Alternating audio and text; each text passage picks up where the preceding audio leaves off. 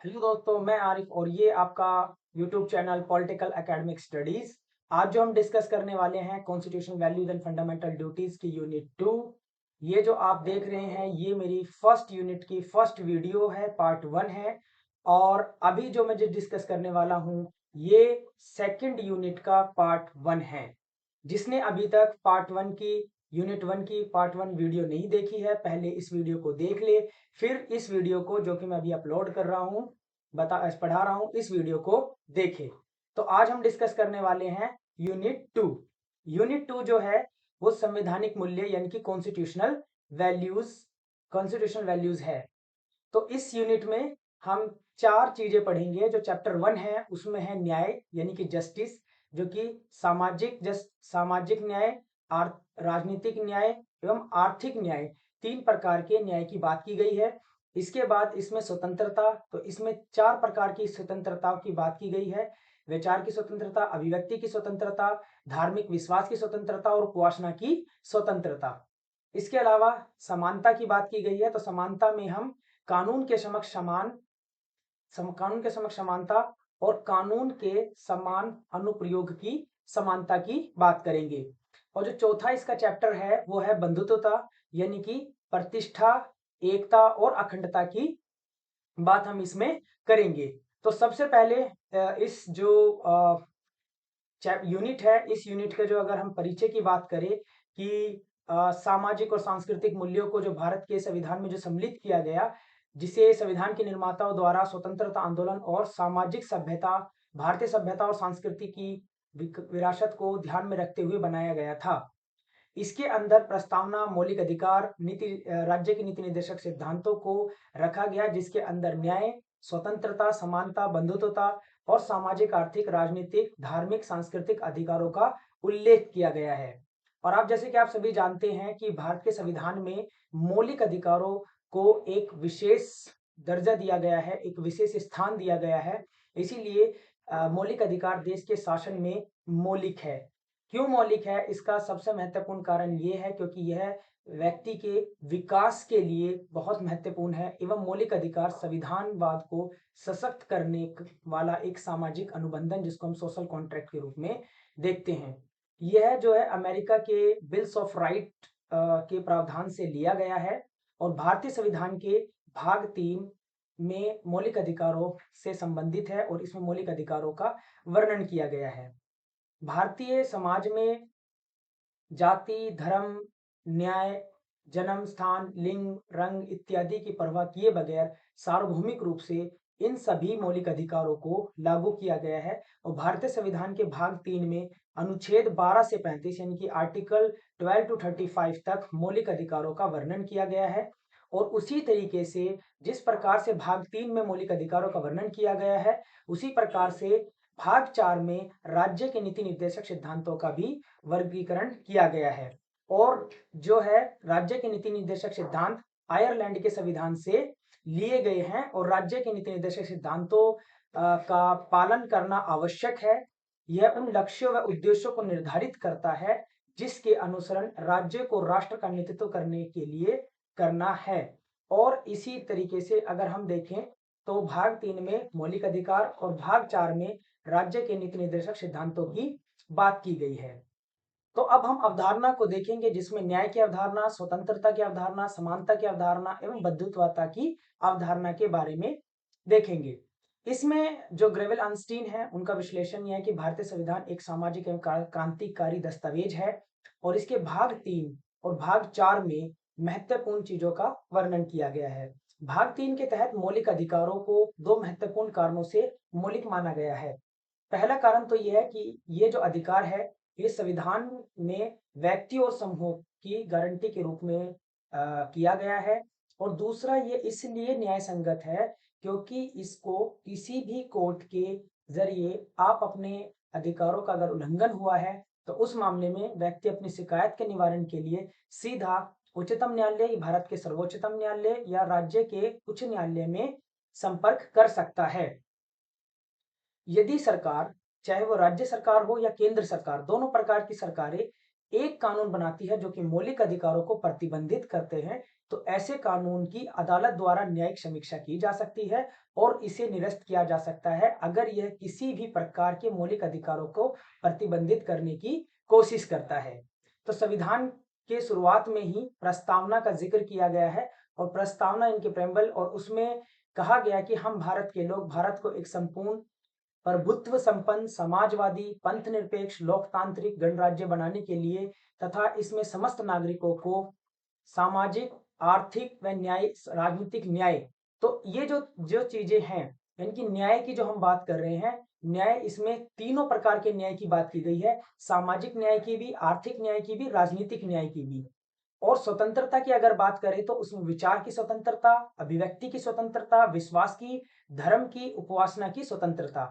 फिर अगर हम इसमें बंधुत्वता की बात करें तो प्रतिष्ठा और अवसर की समान प्राप्ति के लिए तथा उनके गरिमा जीवन के लिए बात की गई है।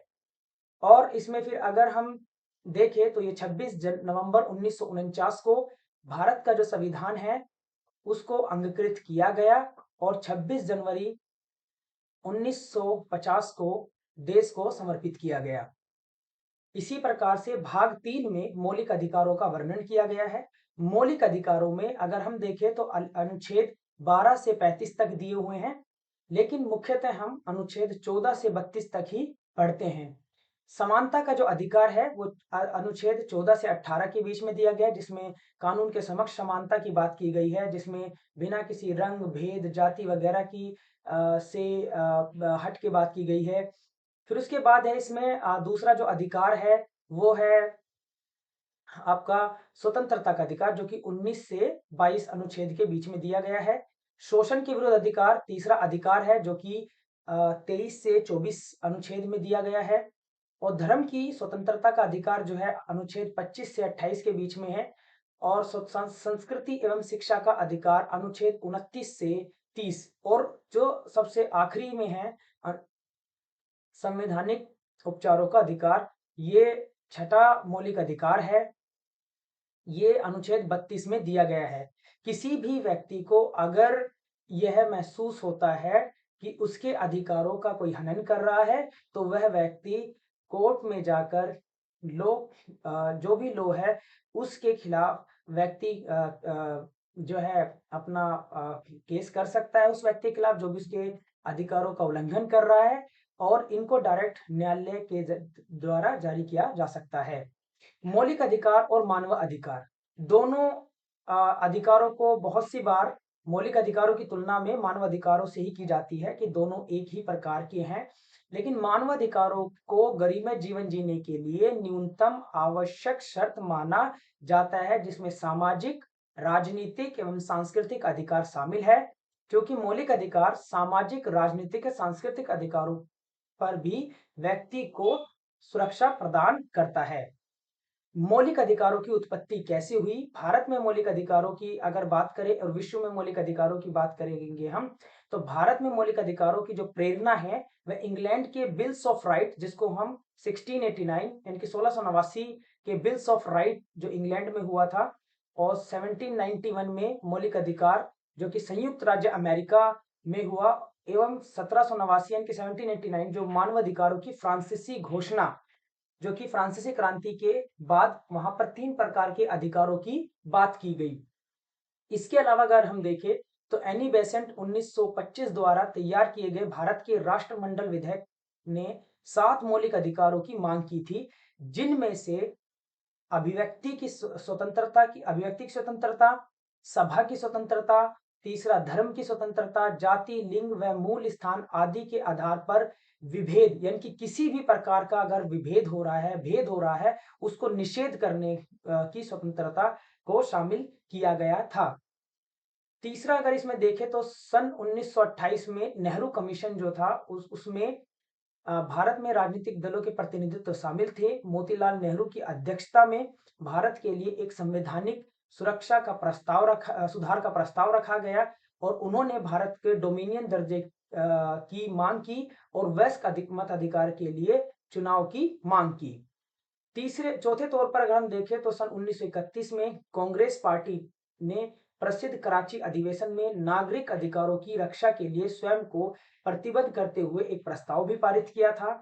और आगे अगर हम देखें तो 1944 और 45 में जो सप्रुस समिति थी, उसने मौलिक अधिकारों की मांग का समर्थन किया था और यह एक गैर पक्षपातपूर्ण समिति थी जिसमें बुद्धिजीवी शामिल थे, जिसके अध्यक्ष तेज बहादुर सप्रू थे।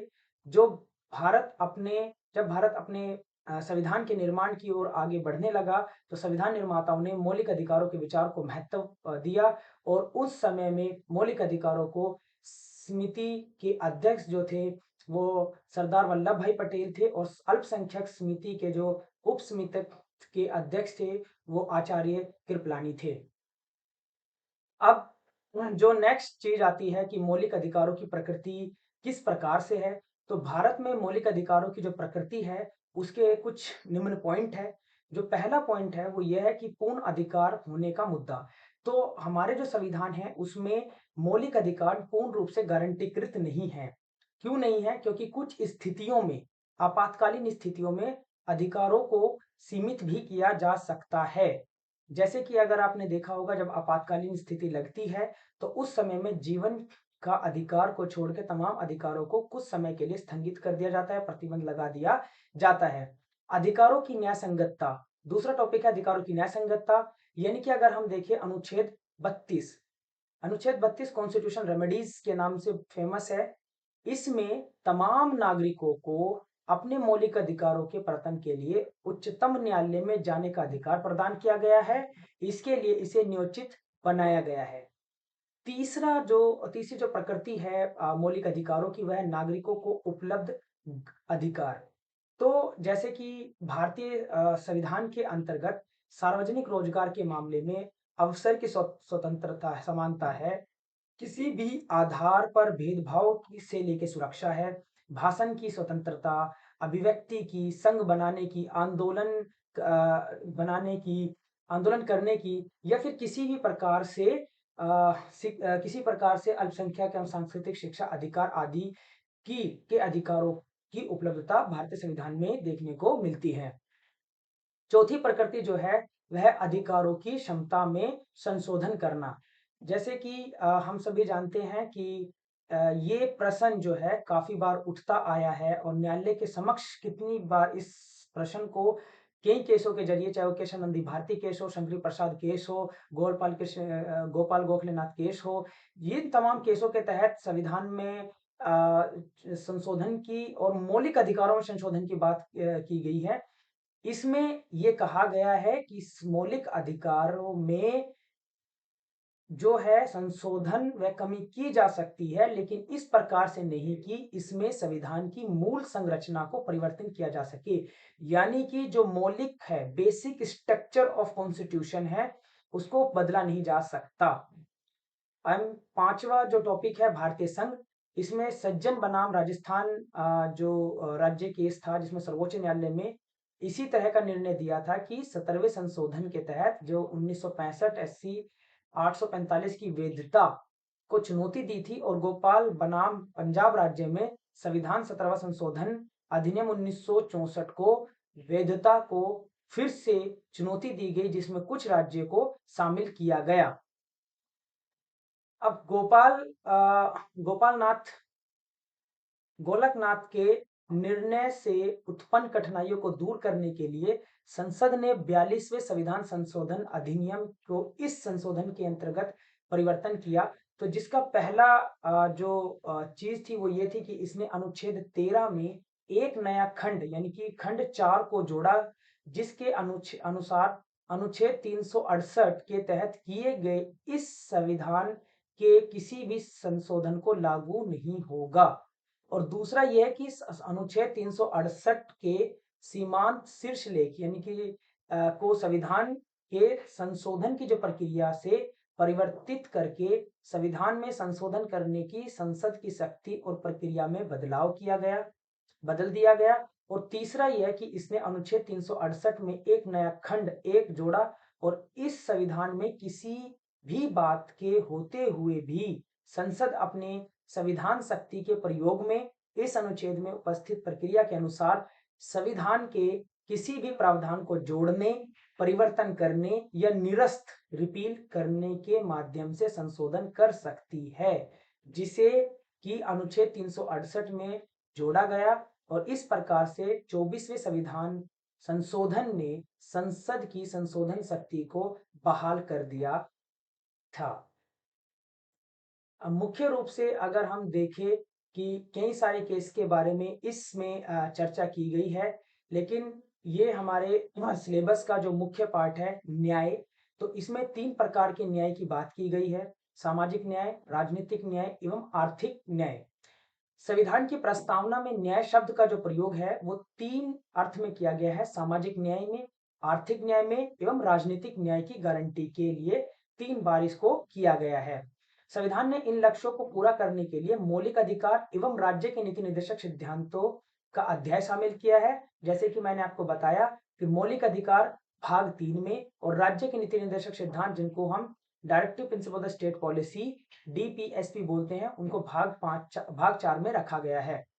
सामाजिक न्याय का जो लक्ष्य है उसका सबसे इंपॉर्टेंट है कि जातीय, वर्ग, पंथ, रंग, जाति, धर्म, अन्य कारकों के आधार पर सामाजिक बाधाओं को दूर करना, यानी कि उन तमाम प्रकार के भेदभाव को जो कि समाज में उत्पन्न होते हैं और उन भेदभाव को गैर कानूनी घोषित कर दिया गया।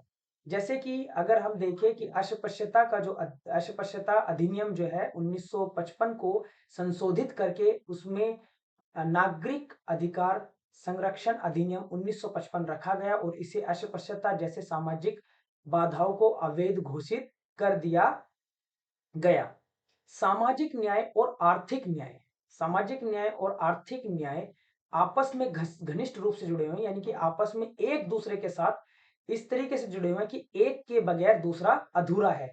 आर्थिक न्याय सभी के लिए समान प्रयास द्वारा समान परिश्रम करने का आश्वासन देकर बाजार के भेदभाव को समाप्त करने का प्रयास करता है।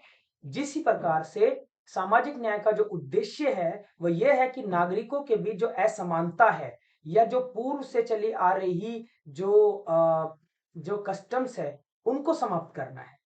यह सार्वजनिक क्षेत्र में पदों के लिए आवेदन करते समय सभी को समान अवसर देता है और यही चीज मौलिक अधिकारों में समान अवसर का अधिकार जो है भारत के संविधान के मौलिक अधिकारों में दिया गया है। ये एक दूसरे से जुड़े होने का एक महत्वपूर्ण कारण ये भी है क्योंकि जो संविधान निर्माता थे उन्होंने उनका ये विचार था कि आर्थिक निष्पक्षता की अवधारणा को यह स्पष्ट रूप से ज्ञात था कि भारत के प्रत्येक सफल प्रशासन को एक कल्याणकारी राज्य बनाना एवं ईमानदारी प्रयास करना बहुत आवश्यक था और इसीलिए नेहरू ने संविधान सभा के बहस के दौरान कहा था कि मुझे यह विश्वास है कि यह संविधान ही हमें उस वास्तविक स्वतंत्रता की ओर ले जाएगा जिसकी हमने मांग की है और वह वास्तविक स्वतंत्रता उसके बदले हमारे भूखे लोगों के लिए भोजन, उनके लिए कपड़े, आवास एवं उनके लिए प्रगति के सभी प्रकार के अवसर लाएगी।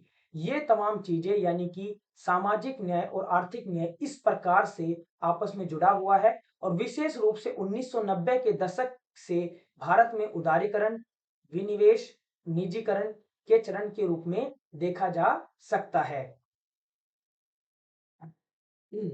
महिलाएं राजनीतिक एवं निर्णय निर्माण में भाग ले सकती है। जैसा कि आप जानते हैं कि पूर्व में आजादी से पूर्व हो या आजादी के कुछ वर्षों तक भी महिलाएं पूर्ण रूप से राजनीति में न तो भाग ले सकती थी और ना ही निर्णय ले सकती थी। कुछ जो हाई क्लास वुमेन्स थी उनको ही आने की इजाजत थी और उन्हीं को वही चुनाव लड़ सकते थे। जो नॉर्मल महिलाएं थी वे उसमें कम ही आ सकती थी। इस कारण से महिला आरक्षण विधेयक को राज्यसभा द्वारा पारित किया गया था, लेकिन अभी भी वह लोकसभा में लंबित है। महिलाएं एवं ऐतिहासिक रूप से राजनीति से बाहर रखा गया है, लेकिन अब लोकसभा में उस बिल को पारित कर दिया गया है और अब से यानी कि 2025 या 26 में जब भी सीटों का आवंटन होगा, संसद का विस्तारीकरण होगा, तब उस समय से महिलाओं को भी संसद के लोकसभा व राज्यसभा में एक आरक्षण होगा और जिसके तहत वह इस प्रकार के इनकी राजनीति में भाग ले सकती हैं और भारत में जो कि एक निष्पक्ष कानूनों के बनाने के लिए और एक तरीके से निष्पक्ष न्याय के लिए एक अवसर मिल सकता है। इस वीडियो में यहीं तक। इसका पार्ट 2 बहुत जल्द मैं लेके आऊँगा और इसके पार्ट 2 को देखने के लिए आप मेरे चैनल को सब्सक्राइब करें, लाइक करें और अच्छा लगे तो अपने दोस्तों में इसको शेयर करें। धन्यवाद।